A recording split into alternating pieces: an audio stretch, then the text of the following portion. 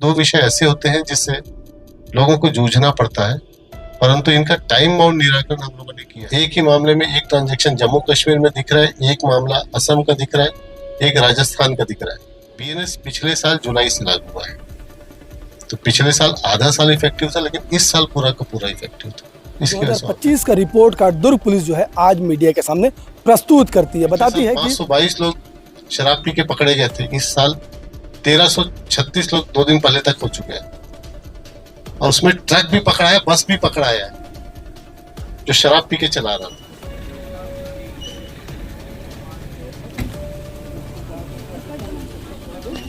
इतनी sanction post है, मात्र उसका 30 से 35% है, तो बिना अधिकारी के थाना कैसे खोलेंगे आप? नए वर्ष 2026 में प्रवेश कर गए और 2025 का लेखा जोखा या यूं कहें 2025 का रिपोर्ट कार्ड दुर्ग पुलिस जो है आज मीडिया के सामने प्रस्तुत करती है, बताती है कि 2025 में कितनी घटनाएं हुई थी, कितनी हत्याएं हुई थी और कितने लोगों को दुर्ग पुलिस ने इस मामले में पकड़ा और क्या क्या चीजें थी, अपनी उपलब्धि बताई है और किस प्रकार से पुलिस कर्मचारियों को जो है सजा भी मिली है, उत्साह भी पुलिस कर्मियों के एसपी ने बढ़ाया है और पुरस्कार भी दिया है। तमाम चीज़ों को लेकर के आज दुर्ग एसएसपी विजय अग्रवाल ने मीडिया के सामने 1 जनवरी 2026 को नव वर्ष की शुरुआत हो रही है आज, और आज ही के दिन मीडिया से जो है मुखातिब होते हैं। तमाम चीज़ों को लेकर एसएसपी ने विस्तार पूर्वक बताया कि बीते 1 सालों में दुर्ग पुलिस में जो है कितने एफआईआर रजिस्टर्ड हुए हैं, कितने मामले दर्ज हुए, अलग अलग चीज़ों को लेकर के, चाहे वो हत्याएं हो,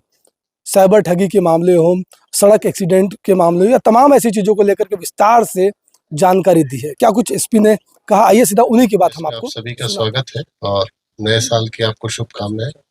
पुलिस का 1 साल का रिपोर्ट कार्ड आपके सामने है और दुर्ग पुलिस ने कोशिश की है कि जो टीम है उससे बेहतर से बेहतर कार्य करके जो जनता की अपेक्षा है उसको खरा उतरने की। अगर आप अपराधों का देखें तो पिछले साल लगभग 11,000 अपराध कायम हुए हैं और इन अपराधों में लगभग 93% का डिस्पोजल किया है और इसमें खात्मा, खारिजी, चालान सारे शामिल है। उसके साथ साथ जब 25 प्रारंभ हुआ था तो लगभग 2,500 पुराने मामले भी थे। उन मामलों को प्लस ये 11,000 मामले, तो लगभग 13,500 मामले थे और उन मामलों में आज की डेट में लगभग 1,000 मामले पेंडिंग है। बाकी सारे मामले डिस्पोज हो चुके हैं। और अगर अपराधों की दृष्टि से देखा जाए तो हत्या के अपराधों में कमी आई है। पिछले वर्ष जैसे 61 अपराध हुए थे, इस बार 53 हुए। ऐसा भी आया था हालांकि एक दौर अक्टूबर नवंबर का, इसमें एक महीने में 13 मर्डर हुए थे, दूसरे महीने में 7 मर्डर हुए थे। तो उस समय आंकड़े जरूर बढ़े थे उन 2 महीनों में, लेकिन बाद में अगर पूरा ओवरऑल देखा जाए तो ये सारे मामले डिटेक्ट हो चुके हैं। जो 53 में एक मामला अनडिटेक्टेड है, वो भिलाई 3 का मर्डर है और उसमें एफएसएल विशेषज्ञ से भी बात हुई। उनका कहना है कि ये मामला संभवतः आत्महत्या का हो सकता है, क्योंकि उसके शरीर में जो चोटें आई है वो सेल्फ इन्फ्लिक्टेड चोटें जैसी दिख रही है, पर उसमें भी प्रयास जारी है। बाकी हत्या के प्रयास के मामले जरूर आपको बढ़े हुए दिख रहे हैं। ये इसलिए ज्यादा है क्योंकि आदतन अपराधियों के खिलाफ जो 109 बीएनएस है वो सबसे बढ़िया सेक्शन है, जिससे उनको ज्यादा से ज्यादा समय तक निरुद्ध रखा जा सकता है। और कई सारे ऐसे मामले हुए जिसको छोटी धाराओं में भी किया जा सकता था, परंतु पुराने आपराधिक रिकॉर्ड को देखते हुए 10 धाराएं लगाई गई है और जो 18 ऐसे मामले थे जो ब्लाइंड थे, उनका भी विवरण दिया गया है। इन मामलों को बहुत कम समय में, अल्पावधि में भी इनको सॉल्व किया गया। और इसके साथ साथ जो विरासत में 1-2 मामले मिले, से एक गनियारी का डबल मर्डर वाला मामला था, काफी कॉम्प्लिकेटेड हो गया था, तो उसको भी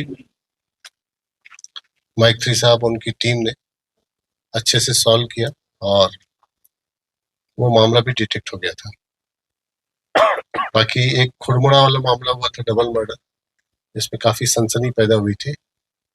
और बाकी जो ब्लाइंड मर्डर के केसेस थे, जैसे पुरई भाटा वाला केस है उतई थाने का, या अभी जो हुआ था सुपेला अंडरब्रिज के नीचे मिला था, तो इन मामलों में भी पुलिस को सफलता मिली। कुछ मामलों में 3-4 दिन जरूर लग गया, पर वो आइडेंटिफिकेशन में ही समय लगा। जैसे ही आइडेंटिफाई हुआ तो फिर पुलिस ने उसको डिटेक्ट कर लिया था। संपत्ति संबंधी अपराधों का देखें तो चोरी और लूट में बरामदगी का प्रतिशत लगभग 30-32% रहा, और एक बड़ी जब्ती हुई थी जो हवाला के नोट्स थे 6 करोड़ 60 लाख के, तो उसको भी अगर शामिल किया जाए तो बरामद काफी अच्छा है पहले की तुलना में। और महिलाओं के विरुद्ध अपराधों में जरूर बढ़ोतरी दिख रही है। इसमें बहुत सारे मामले ऐसे थे जो विगत वर्षों के भी थे, परंतु इन मामलों में ज्यादातर मामलों में लॉजिकल एंड तक इनको पहुंचाया गया है।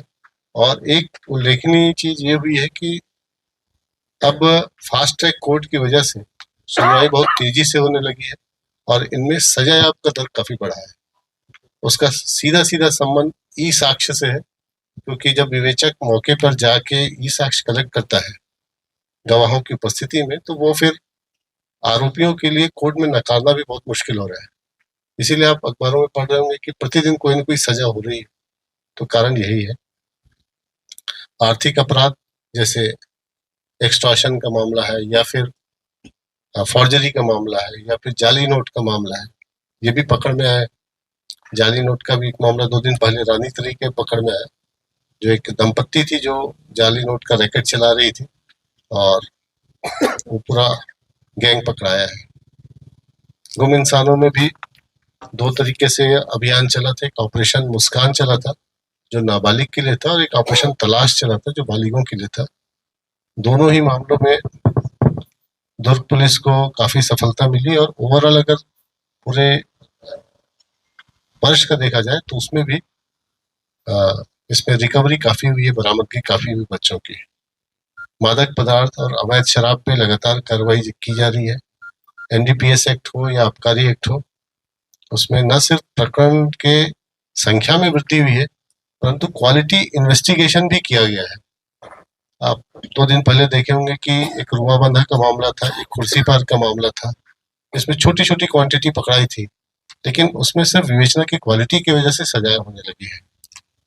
तो ये एक एस्पेक्ट है जो नया है, और इस नए वर्ष में हम लोग कोशिश करेंगे कि विवेचना की क्वालिटी को इम्प्रूव करें, क्योंकि सिर्फ कागजी जमा खर्च से काम नहीं होता है, क्योंकि उससे इतना मेहनत होता है और फिर आदमी छूट जाता है, तो फिर कानून के प्रति आस्था लोगों की कम होती है। एक बार अगर इन्वेस्टिगेशन सही हो तो उससे जो आदतन अपराधी है उन पे नकेल कसने में मदद मिलेगी, और एक डिटरेंट इफेक्ट भी उसका पड़ेगा।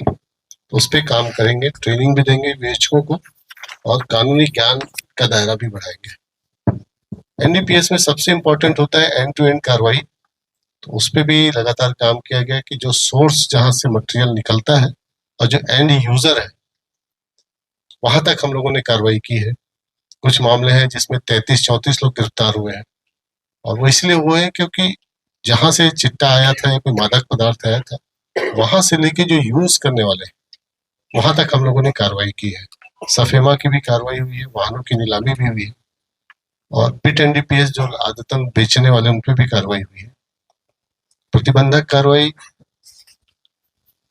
में फोकस इस बार आदतन अपराधी थे, और जमीन संबंधी ऐसे विवाद जिसमें लड़ाई झगड़ा होने की आशंका थी, उनमें बाउंडवार भी कराया गया, प्रतिबंधक कार्रवाई भी कराई गई।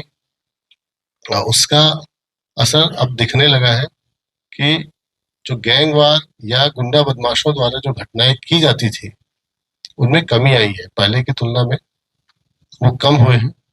एक गुंडा एक आरक्षक, हर गुंडे के पीछे एक पुलिस स्टाफ, इस योजना का फायदा काफी मिला है, और पुलिस की रीच बढ़ी है अंदरूनी क्षेत्रों में। उससे उनकी गतिविधियों पे ज्यादा बेहतर कंट्रोल हुआ है। बांग्लादेशी नागरिकों के खिलाफ भी कार्रवाई की गई है, वारंटों की भी तामीली हुई है, और यातायात प्रबंधन एक ऐसा विषय था जो जिससे हर दिन सामना करना पड़ता है, तो उस पर भी इन्फोर्समेंट बेहतर हुआ है। सेंट्रल एवेन्यू में हेलमेट के प्रति जो जागरूकता अभियान चलाया गया, बाद में इन्फोर्समेंट किया गया, उसमें भी सफलता मिली है। शराब पी के गाड़ी चलाना, बिना सीट बेल्ट के गाड़ी चलाने जो एक्सीडेंट के मेन कारण है, उस पर भी काम किया गया है और यातायात की टीम ने काफी उसमें कार्रवाई की है। पशु तस्करी, आर्म्स एक्ट, इन सब मामलों में और साइबर क्राइम, इन सभी चीजों में पुलिस ने काम किया है और आंकड़े आपके सामने हैं। समय समय पे मैं बीच में शेयर भी करता रहा हूँ आपसे। और अगर नवाचार की दृष्टि से देखा जाए तो नवाचार में भी पुलिस ने, जैसे परिवार परामर्श केंद्र में पुरुषों की भी काउंसलिंग चालू की है। वो समय की आवश्यकता थी तो उसकी वजह से उसको चालू किया गया। और नवाचार में और भी चीजें, जैसे client server model CC test में चालू किया गया, जिसकी वजह से कोई भी चालान पेश होता है तो तुरंत उसकी एंट्री हो जाती है। साथ ही मेडली पार, जिसमें पीएम और एमएलसी रिपोर्ट ऑनलाइन मिलने लगे हैं सब। अब एफएसएल रिपोर्ट भी ऑनलाइन मिलने लगा है। चालान भी हम लोग ऑनलाइन पेश करने लगे हैं। तो ये नई चीजें हैं और इसको और बढ़ावा दिया जाएगा। इससे एक तो पारदर्शिता भी बढ़ती है, जवाबदारी भी फिक्स होती है और काम की क्वालिटी भी आती है। तो इस दिशा में भी काम कर रहे हैं। बाकी आईजी साहब ने जो सशक्त मोबाइल ऐप बनाया है, इसमें पब्लिक मॉड्यूल भी जारी किया गया है, बहुत अच्छी चीज है।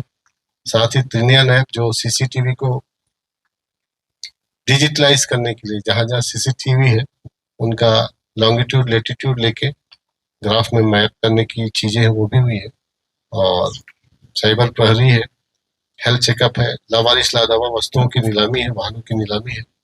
ये सारे कार्य दुर्ग पुलिस ने प्रारंभ किए हैं और इन सभी में आपका बड़ा सक्रिय सहयोग मिला है। और पुलिस की बातें जनता तक सही तरीके से पहुंचाने और साथ ही जनता का जो फीडबैक है वो आप हम लोग को देते हैं, उससे हम लोग को पुलिसिंग में बहुत मदद मिलती है। प्रतिदिन चाहे प्रिंट मीडिया या डिजिटल मीडिया में जो चीजें आती है, हम लोग जरूर देखते हैं, चाहे वो अच्छी लगे या बुरी लगे, और उसके हिसाब से अपनी वर्किंग को भी सुधारने की कोशिश करते हैं। तो दुर्ग पुलिस की पूरी टीम, इसमें कांस्टेबल से लेकर एसपी तक शामिल है। हमारी कोशिश यही है कि पब्लिक की अपेक्षाओं के अनुरूप उतरे और एक अच्छा और सुरक्षित वातावरण बनाए। Thank you.